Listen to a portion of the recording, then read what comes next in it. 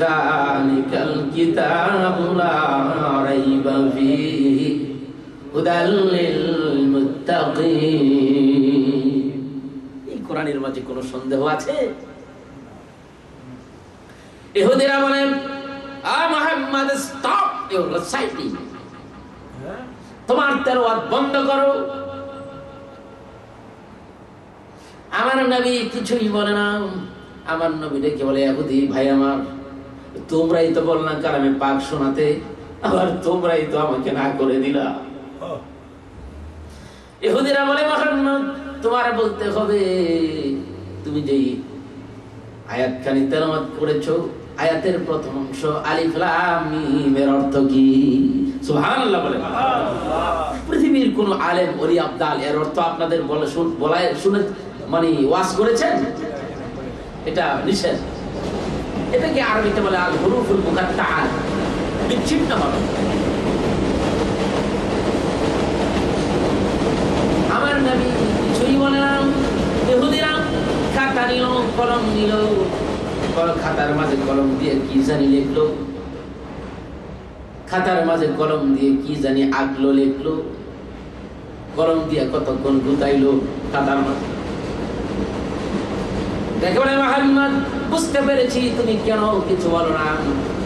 আমরা হিসাব করে দেখলাম আলিফ লাম মিমের সংখ্যা দাঁড়ায় 69।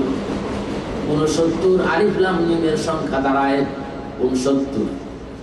বুঝতে পারলাম তোমার দ্বীন ইসলাম মাত্র 69 বছর টিকবে। জোরে কোন নাউজুবিল্লাহ।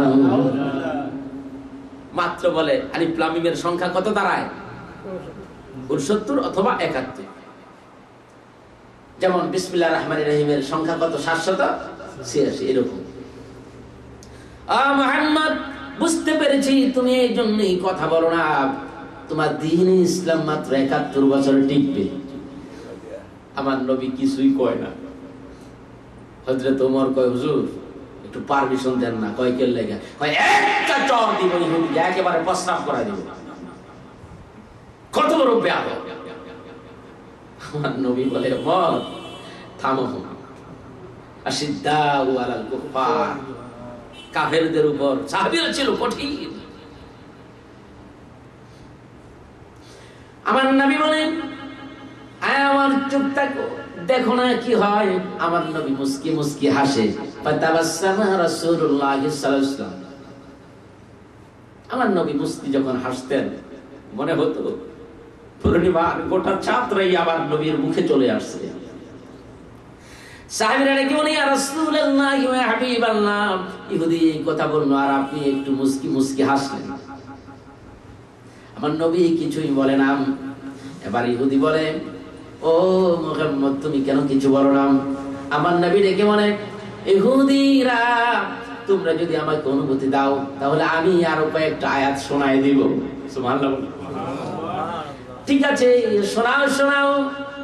আমার নবী এবার আয়াতে কারিমা শোনায় দিলেন এইভাবে, আলিফ লাম রা কিতাবুম উহকিমাত আয়াতু। আবার ইহুদিরা কলম নিলেন, খাতা নিলেন, কলম দিয়ে খাতার মাঝে লিখলেন। দেখলেন সংখ্যা দাঁড়ায় 271। সুবহানাল্লাহ বলেন। আমার নবী বলে, আরেকটা আয়াত শোনায় দেই। কয় শোনাও। আলিফ লাম মিম রা তিলকা আয়াতুল কিতাবিল হাকীম। আলিফ লাম মিমের সংখ্যা দাঁড়ায় 71। আলিফ লাম রা এর সংখ্যা দাঁড়ায় 271। আলিফ লাম মিম রা এর সংখ্যা দাঁড়ায় 171। এবার ইহুদিরা কয়, আমাদের মাথার স্ক্রু ঢিলা হয়ে গেছে, আমরা বুঝতে পারি না তুমি কি বলতেছো। সুবহানাল্লাহ বলেন। আমার নবী কি বলি, ইহুদি রে, আমার আল্লাহ পাক রব্বুল আলামিন আমার উপর 114 খানা সূরা নাযিল করেছেন। 29টা সূরার প্রথমে হরফে মুকাত্তাআত দিয়ে সাজায় দিয়েছেন। হযরত জিবরাইল ডেকে বলে, ইয়া রাসূলুল্লাহ ইয়া হাবিবাল্লাহ, সপ্ত আসমান ভেদ করে আলিফ লাম মিম নিয়ে আসলাম। আপনি বললেন, আমি বুঝতে পেরেছি। আল্লাহর কসম দিয়ে বলি, এতবার আলিফ লাম মিম আমি নিয়ে আসলাম, আমি তো আলিফ লাম মিমের অর্থ বুঝলাম না। আমার নবী ডেকে বলেন, জিবরিল ইন্নাহা সিররুম বাইনাল্লাহি ওয়া বাইনা নবী। ও জিবরাইল, এটা তোমার বুঝার ব্যাপার নয়, এটা আমি এবং আমার মাবুদের মাঝে প্রেমের আলাপ। সুবহানাল্লাহ। এবার ইহুদিরা ডেকে বলে, ঠিক আছে ঠিক আছে, তোমার ভুল যখন ধরতে পারলাম না, তোমার কিছু, তোমার কণ্ঠের কিছু কোরআনের পাঠ তোমার জবান থেকে শুনতে চাই। সুবহানাল্লাহ।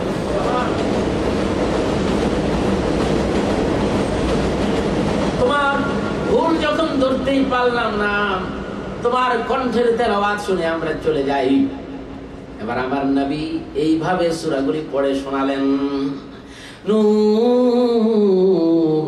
ওয়াল কলমি ওয়া মা ইয়াসতুরুন তামা আনসালনা আলাইকাল কুরআনা লিতাশকা। ইহুদিরা বলেন, ভেরি সুইট মুহাম্মদ, আরেকটু পড়ো আরেকটু পড়ো। সুবহানাল্লাহ বলেন। এবার আমার নবী দেখতে পেল ইহুদিরা কোরআনের শরীফ যখন শুনতে আছে, আমার নবী বুদ্ধি করে সূরা ইয়াসিন তেলাওয়াত শুরু করে দিল। এইভাবে আমার সাথে পড়েন, ইয়াসিন ওয়াল কুরআনিল হাকীম ইন্নাকা লামিনাল মুরসালিন। আমার নবীর কণ্ঠে কালামে পাক তেলাওয়াত করছেন। সাহাবীরা নজর করে দেখে রাহমাতের নবীর চোখের মাঝে পানি, সাহাবীদের চোখের মাঝে পানি। এবার ভালো করে নজর করলে দেখা যায় যে ইহুদি গুলো দুশমন হয়ে আসছে, ইহুদিদের চোখের মাঝেও পানি।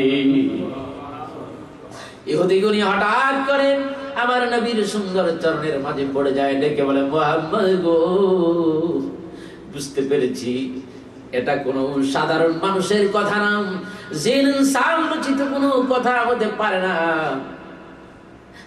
আরেকটা কথা বলি, ফালাম্মা তাবায়্যানতু ওয়াজহা মুহাম্মাদিন, ইহুদিরা ডেকে বলে, যখনই আমরা বুঝতে পারলাম এটা আসলেই মুহাম্মদ নবীজির চেহারা, না ফারাফতু আন্নাহু লাইসা বিওয়াজহিন কাযাব, আমাদের বুঝার বাকি নাই এই চেহারা কোন মিথ্যাবাদী মানুষের চেহারা হতে পারে না।